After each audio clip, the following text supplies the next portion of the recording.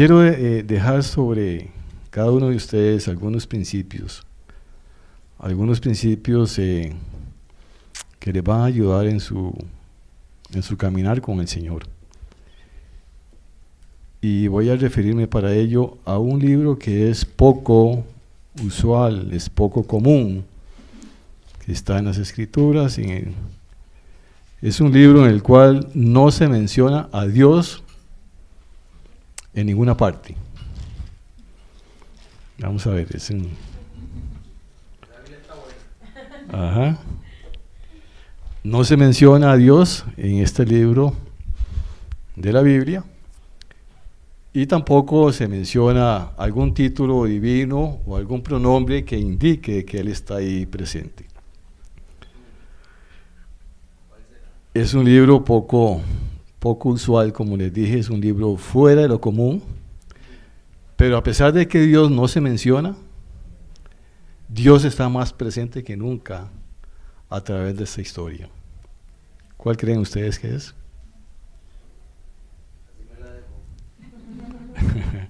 Es el libro de Esther. Okay. Y les dije que es un poco fuera de lo común porque en aquel entonces, estamos hablando más o menos del año 400 y pico de años antes de Cristo, el papel de la mujer era un papel secundario, o sea, la mujer no era considerada con los mismos derechos que el hombre, y que este libro lleve el nombre de una mujer tiene algo ya de fuera de lo común. Solamente hay 2 libros que llevan el nombre de mujeres, que es el libro de Esther y el libro de Ruth. Al libro de Ruth se le podría llamar el libro del amor de la redención, el amor de la redención. Y al libro de Esther se le podría llamar el amor de la providencia. Y de eso es lo que vamos a hablar en esta tarde. La providencia de Dios actuando a favor nuestro en medio de las diferentes circunstancias. Yo sé que han habido muchas situaciones difíciles en algunos de ustedes, pero Dios ha estado actuando allí en medio de esas circunstancias. En este libro de Esther vamos a encontrar entonces algunos principios que nos van a ayudar para ver cómo Dios actúa a través de su providencia a favor nuestro. ¿Qué es providencia? ¿Qué es providencia? Vamos entonces a ver qué es providencia, pero antes quisiera decirles de que el libro de Esther sucede en un contexto muy especial, porque la nación de Israel estaba desobedeciendo lo que Dios había establecido. O sea, la nación de Israel estaba fuera de lo que Dios había establecido como los principios de una nación que Él había escogido, y por eso es que Dios oculta su rostro en este libro, por la desobediencia de esta nación. Recordemos que esta nación de Israel había sido llevada cautiva por el pueblo babilonio, con el rey Nabucodonosor, y había estado prisionera por 70 años en lo que es la nación hoy de Irak. 70 años cautivos, 70 años de opresión, 70 años en el cual esta nación no podía ni siquiera practicar lo que ellos habían conocido de parte de Dios, con una cultura diferente, con un lenguaje completamente también diferente. Ahí ya estaban, en el exilio. En el Salmo 137 se nos dice de cómo esta nación lloraba, los que estaban cautivos lloraban por su pueblo, por su nación Israel, estando allá en el exilio, condenados a una esclavitud. Y este libro entonces nos revela cómo Dios, a pesar de que no se menciona por ninguna parte, pero Dios está actuando a favor de su pueblo. Y lo vamos a ver de qué manera. Entonces dice la historia que el rey Ciro de Persia, dice que llega este hombre y liberta a los que estaban cautivos allá en Babilonia, y les dice que pueden regresar a su tierra, pero no todos los judíos regresaron hacia su tierra. El libro de Esdras, el libro de Nehemías, Ageo y Zacarías nos dice que solamente 60,000 personas regresaron a Israel. ¿Y el resto qué pasó? El resto, los judíos habían prosperado mucho, habían comprado propiedades, en el comercio habían aumentado mucho la parte de comercial y se habían casado con mujeres de allá, de Babilonia. O sea, había una mezcla de judíos con las mujeres de allá, viceversa, y entonces ellos decían, no, aquí hemos prosperado, son 70 años de estar acá, hemos prosperado y no vamos a volver a nuestra tierra, solamente 60,000.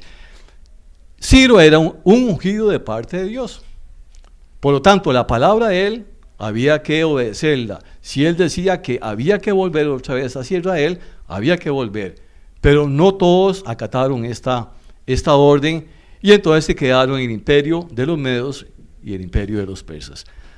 Ese es el contexto que estamos ahora viendo aquí con el libro de Esther.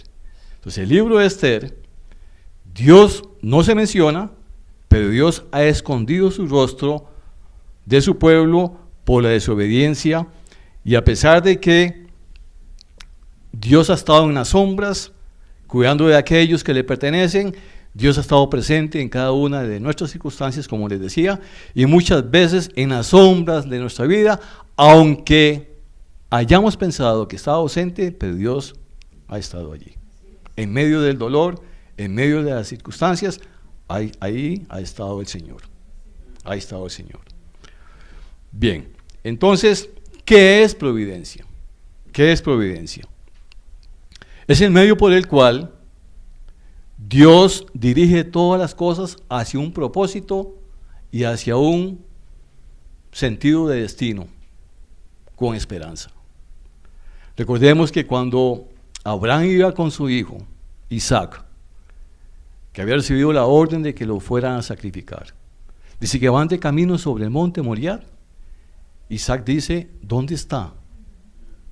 ¿Dónde está el cordero para el sacrificio?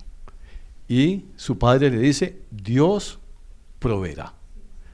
Entonces, proveer es entonces que Dios está detrás de cada evento del ser humano. De cualquier circunstancia, Dios está allí presente. A pesar de que en el libro de Esther no se mencione en absoluto su nombre. Dios dirige y preserva todo lo que Él ha creado. Dios dirige y preserva el universo, lo sostiene, lo mantiene.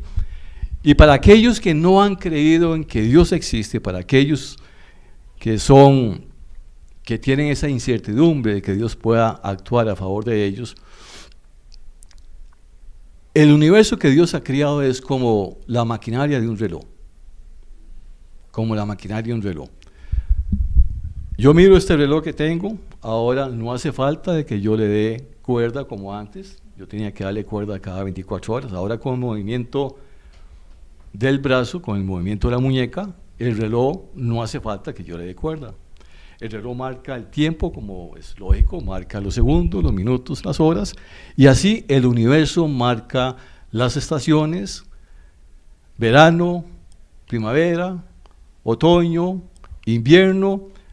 Las horas llegan hasta cierto punto y se devuelven, el sol sale a cierta hora y se esconde, o sea, todo funciona aparentemente como que no existe nada, como que todo fue puesto allí, pero hay un Dios que sincroniza todo aquello, que lo hizo en un principio y que luego eso funciona de una manera aparentemente sola, como funciona este reloj, pero yo sé que este reloj que funciona solo, hubo un relojero que lo hizo.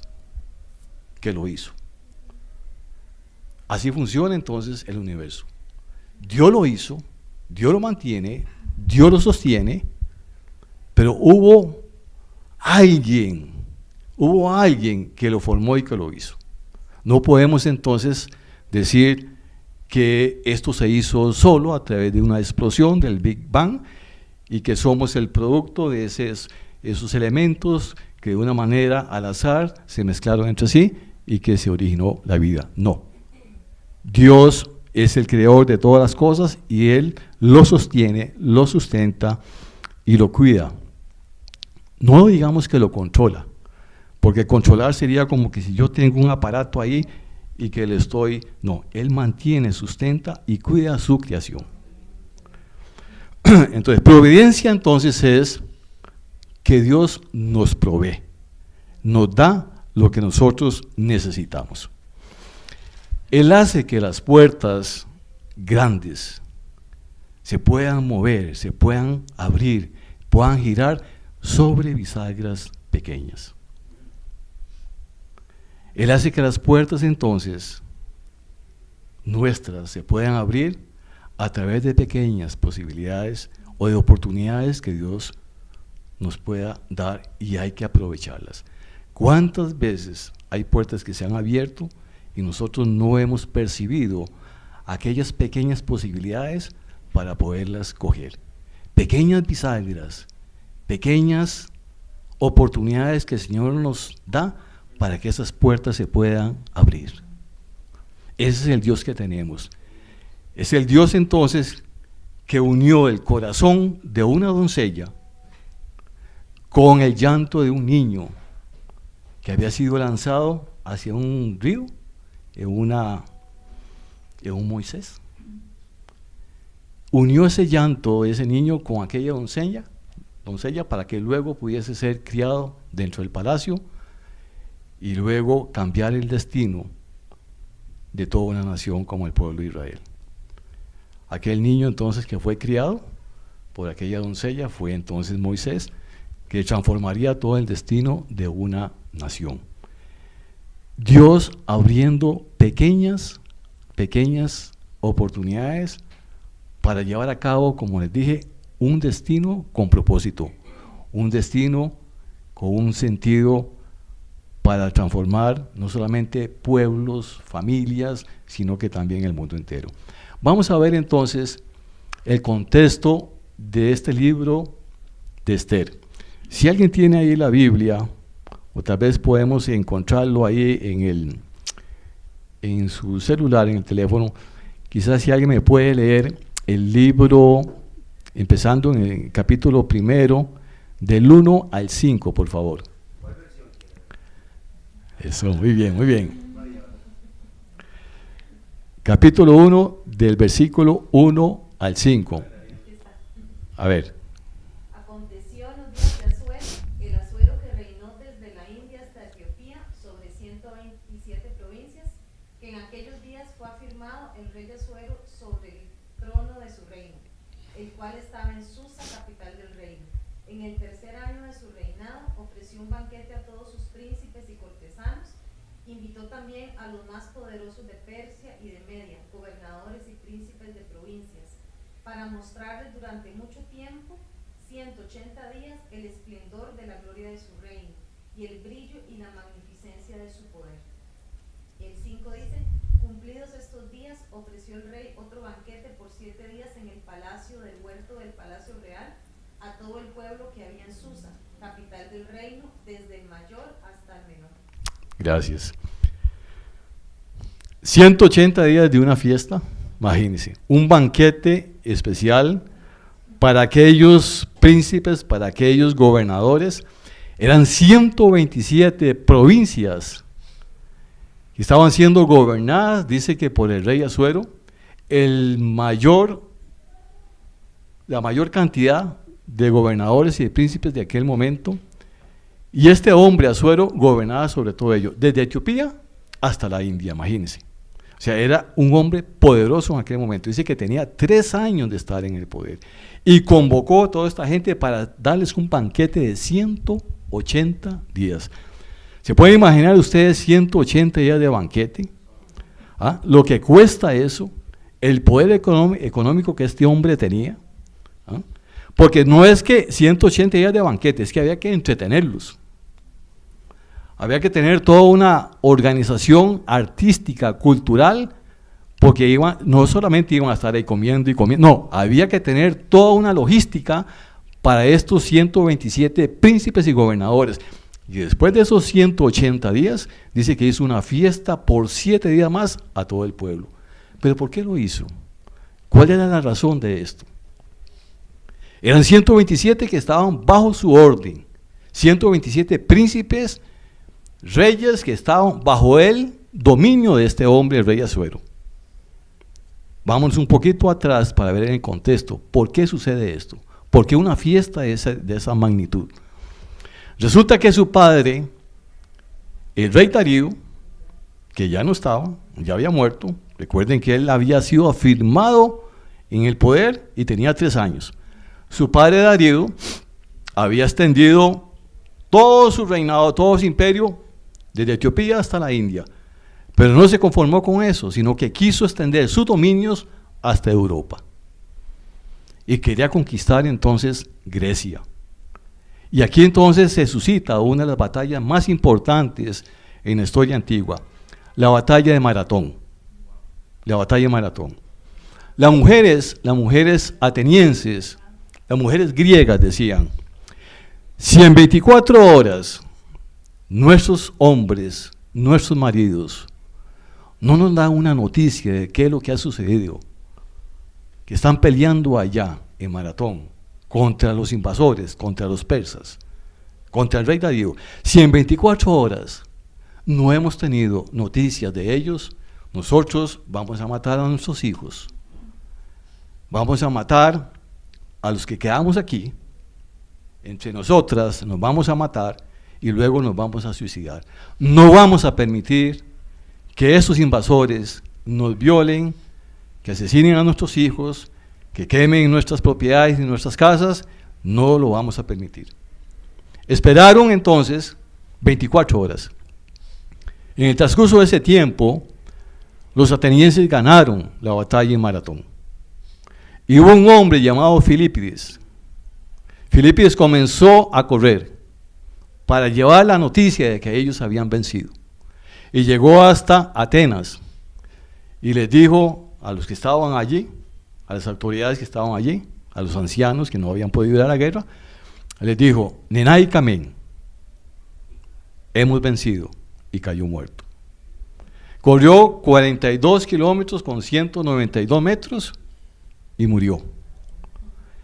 Y en las Olimpiadas ahora en Grecia, que fueron en el 2004, se recordó este hecho y la maratón se hizo desde Maratón hasta Atenas para recordar el hecho histórico de Filipides, para recordar lo que este hombre había hecho en aquel momento, donde esta nación pudo vencer a sus enemigos. Eso fue en el año 490 a.C.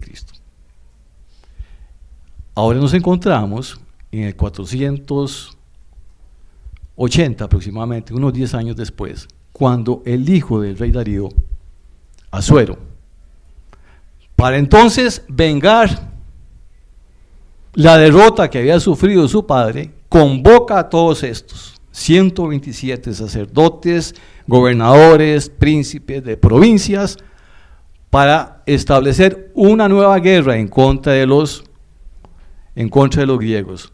Pero pierde la batalla, a pesar de que les hizo un banquete de 180 días, a pesar de que hizo un banquete a su pueblo por 7 días, y reunió a todos aquellos y los convenció a ir a la batalla, pierde la batalla entonces, lo que se llama la batalla de Salamis en el año 480. Esa es la razón de por qué el libro de Esther en este momento, de por qué este banquete, de por qué esta fiesta. ¿Ok? Ahora, vamos a ver una bisagra pequeñita, una oportunidad para que una gran puerta se abra. Y es el hecho de que este rey se emborrachó. ¿Ok? Entonces, una borrachera es aprovechada por Dios para abrir entonces una borrachera, una pequeña bisagra, para que una gran puerta se abra y la nación de Israel pueda ser una nación completamente bendecida por este hombre que se emborrachó. Imagínense ustedes que no era la costumbre de aquella época de que las mujeres fueran exhibidas públicamente a extraños. Pero el rey Asuero, en su borrachera, manda llamar a su esposa Vasti, que dice la escritura que sobrepasaba en hermosura a todas las mujeres en aquel momento. Su esposa Vasti estaba en otro banquete dedicado solamente para las mujeres, y este hombre, el rey Asuero, manda llamar a Vasti. Vasti se niega y dice, no voy a ir, porque además de que está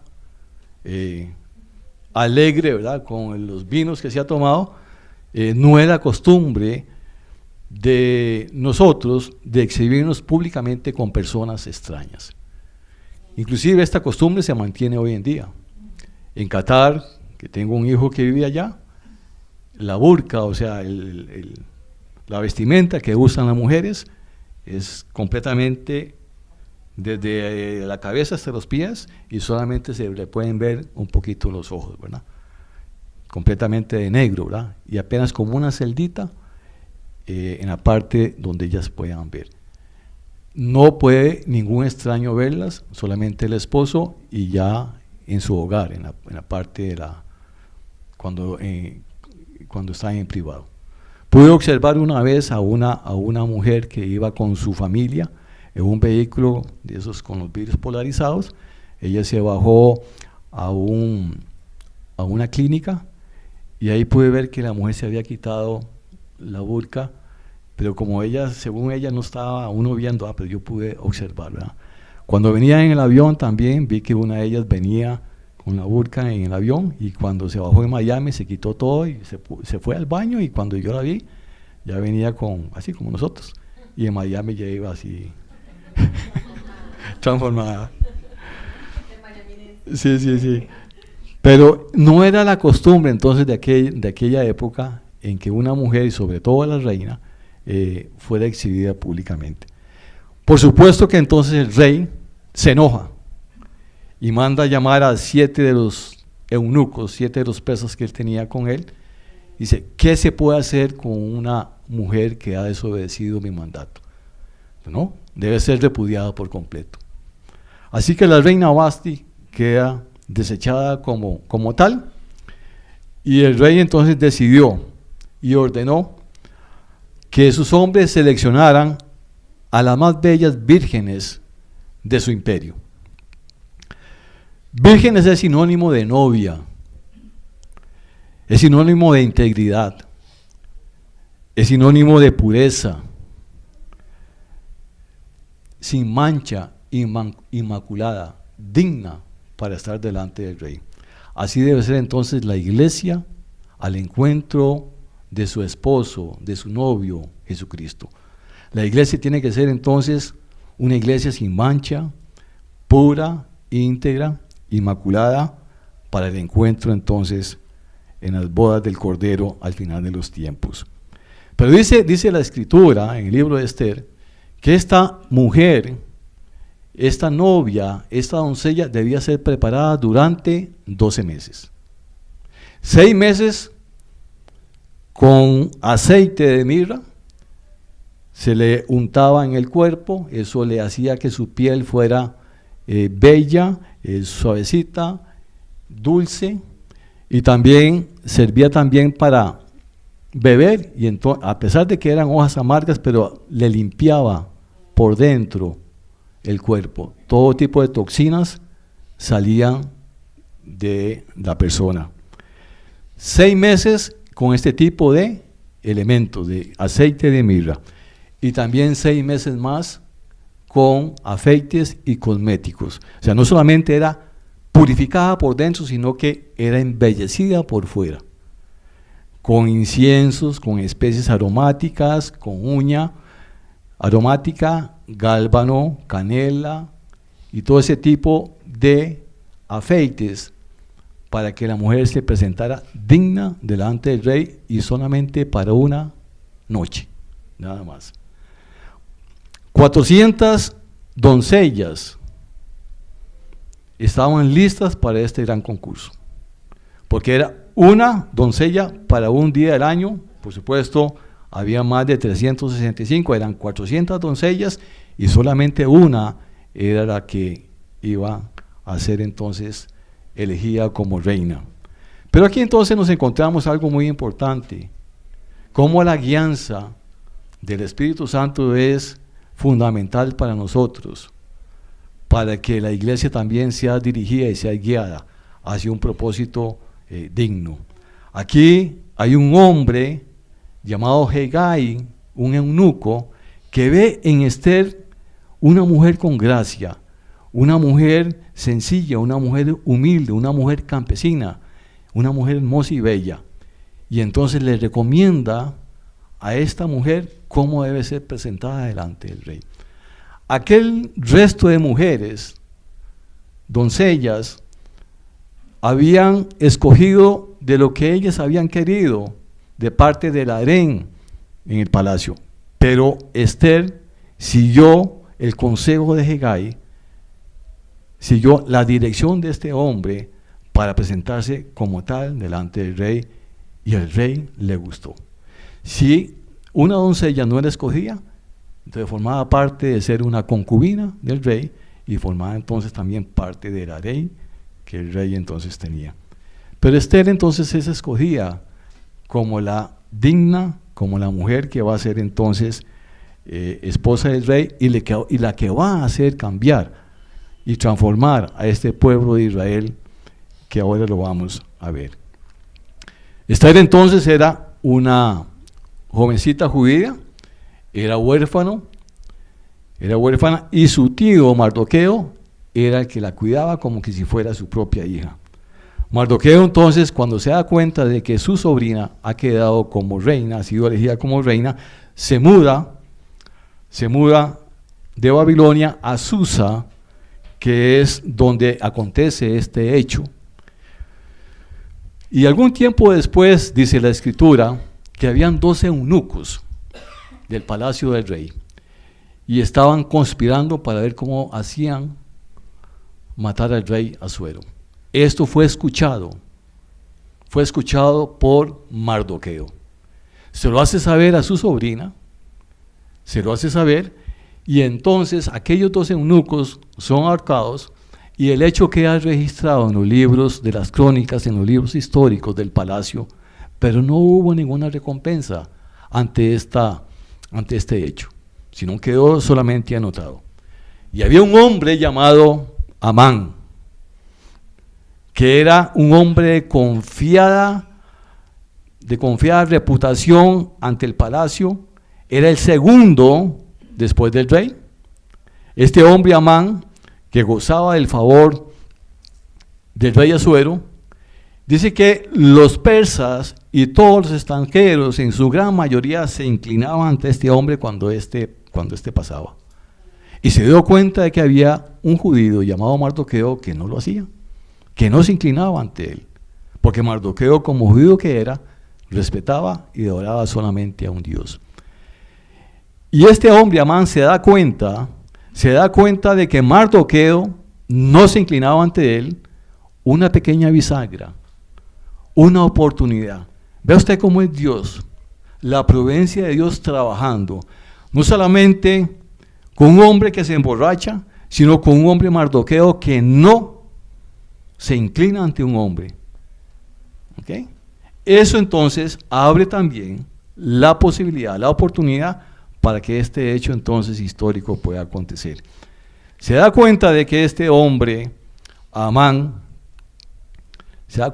de que este hombre era judío, Mardoqueo. Y recuerda un hecho histórico en el cual los judíos, el pueblo de Israel, había vencido a los amalecitas. Y Amán, siendo amalecita, dijo: no voy a destruir solamente a este hombre, sino que voy a destruir a todo el pueblo judío que está dentro del imperio. Entonces llega y se le presenta al rey Asuero y le dice: hay un pueblo dentro de los confines de tu imperio que obedece a otras leyes y tiene otras creencias. A ese pueblo hay que exterminarlo. Y el rey Asuero dice: está bien, vamos a hacer las cartas, voy a poner el sello y voy a autorizar para que dentro de las 127 provincias esta nación sea completamente aniquilada.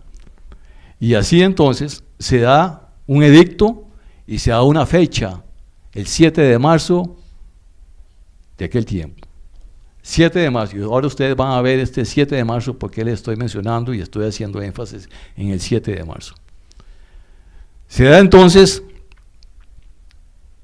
este anuncio, los caballos comienzan a correr por todo el imperio, llevando las cartas y diciendo que en la fecha determinada la nación, el pueblo judío va a ser completamente exterminado.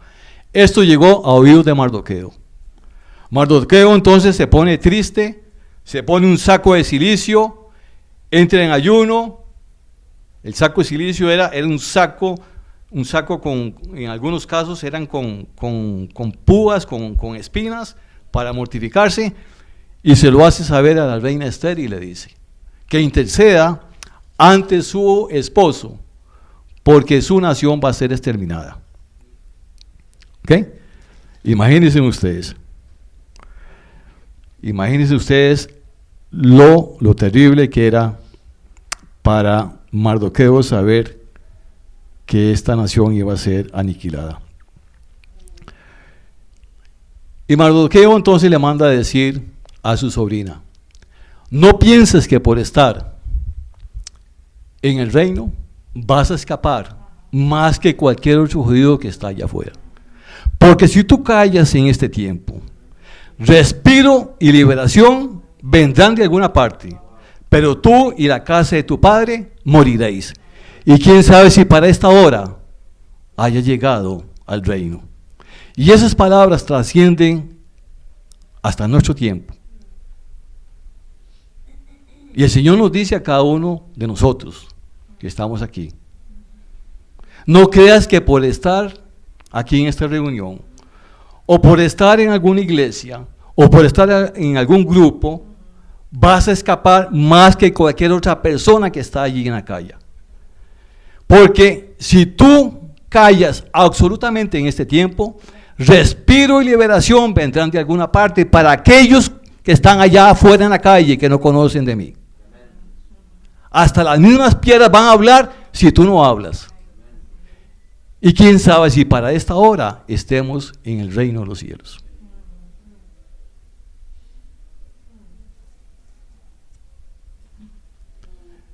Había una ley en aquel reino que nadie se podía presentar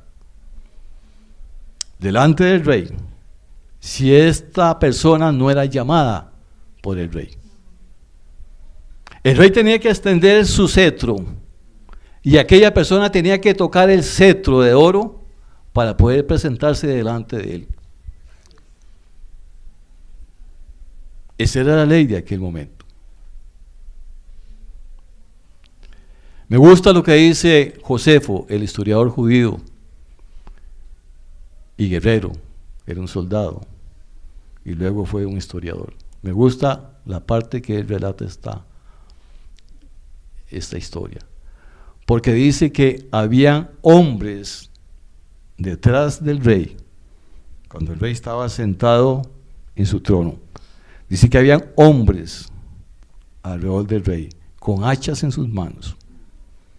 Y si alguien se presentaba allí sin el permiso del rey, le cortaban la cabeza. Entonces dice que Esther dijo: que muera yo, pero yo me voy a presentar delante del rey para interceder por mi pueblo.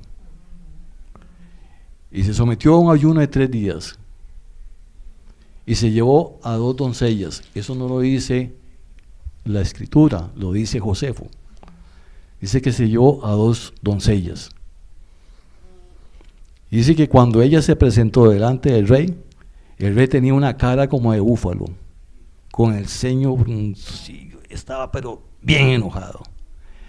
Era tal la dureza de su rostro que Esther, cuando lo vio, dice Josefo, que se desmayó y cayó a los pies de las 2 doncellas que llevaba con ella.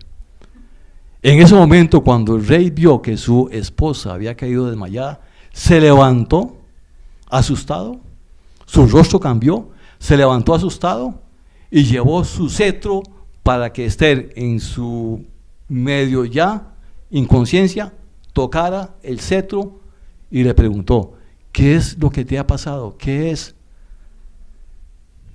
Dime qué es lo que deseas, que hasta la mitad de mi reino te voy a dar. Entonces dice este relato que ella, con voz suave, con voz débil, le dijo: he preparado un banquete para ti y quiero que estés conmigo y que invites a tu fiel amigo Amán. Entonces así fue. Al día siguiente se hace el banquete, el rey se vuelve a tomar unos vinos, unos tragos, y le dice: Esther, ¿qué es lo que tú deseas? Que hasta la mitad de mi reino yo te voy a dar. Entonces ella le dijo: quiero que vengas mañana a otro banquete que te he preparado e invita otra vez a tu amigo Amán. Y Amán entonces estaba muy complacido, porque solamente él había sido invitado. Él decía: qué grandeza la mía, en este banquete solamente estoy yo, el rey y la reina.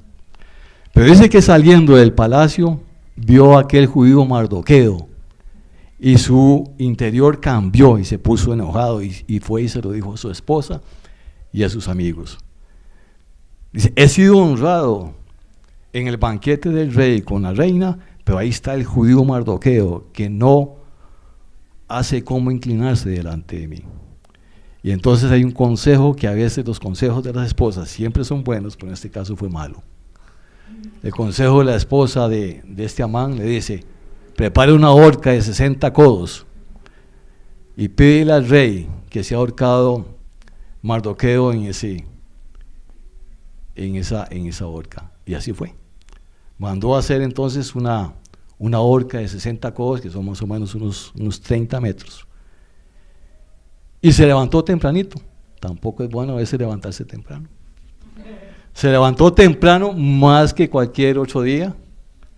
Pero esa noche dice la escritura que al rey Asuero se le había ido el sueño. Se le había ido el sueño.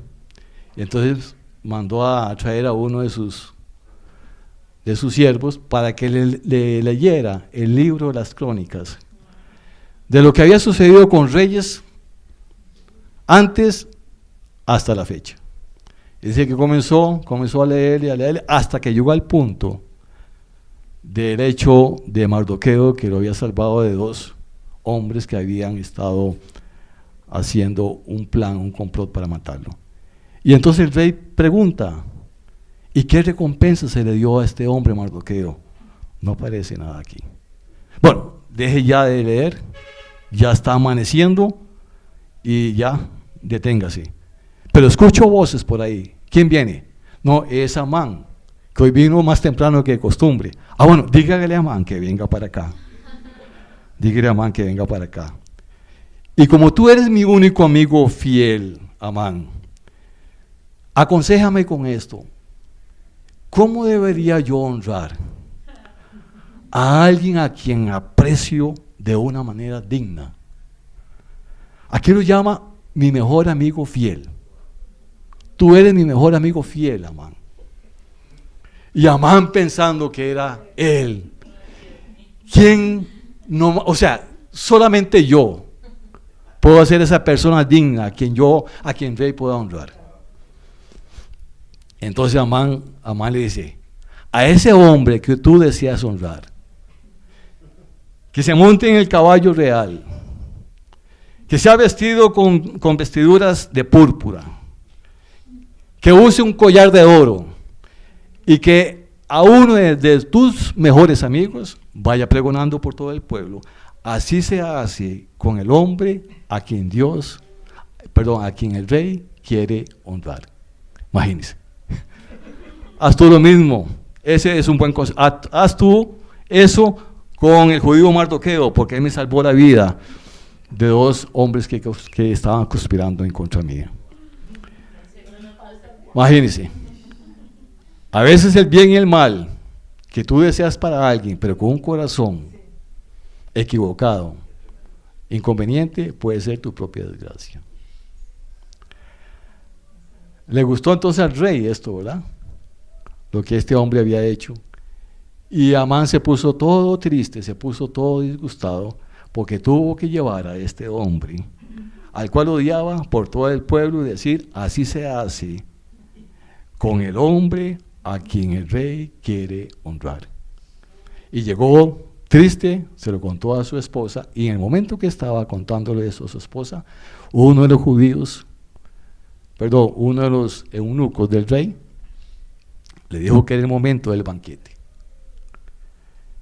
Y entonces, la reina Esther le dice al rey Asuero, y le confiesa de que ella es judía de nacimiento, y que hay una nación dentro del imperio que va a ser exterminada el 7 de marzo. Y entonces el rey Asuero le dice, pero ¿quién ha osado aniquilar a tu pueblo? Ese hombre que está allí, Amán. Cuando el rey Asuero se da cuenta que es Amán, sale del palacio, se va al jardín, confundido y bravo, y en ese momento que la reina estaba en un diván, llega entonces este hombre malvado, Amán, y se le tira encima de ella para rogarle por su vida, y en ese momento entra el rey Asuero y le dice, oh, el peor de los hombres, antes era tú que eres mi mejor amigo, ahora el peor de los hombres, ahora quieres violar a mi mujer. Imagínense, tú el peor de los hombres, ¿acaso estás tratando de violar a mi mujer? Y mientras Amán se excusaba, el eunuco Arbona informa de que allí había una horca que se había preparado para el judío Mardoqueo, y entonces el rey Asuero en esa horca que se ha colgado.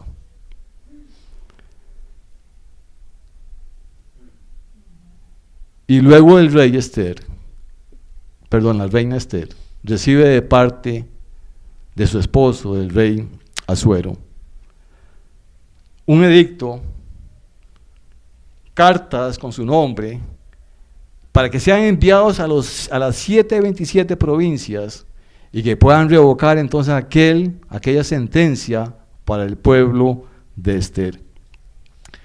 Y justamente el 9 de marzo,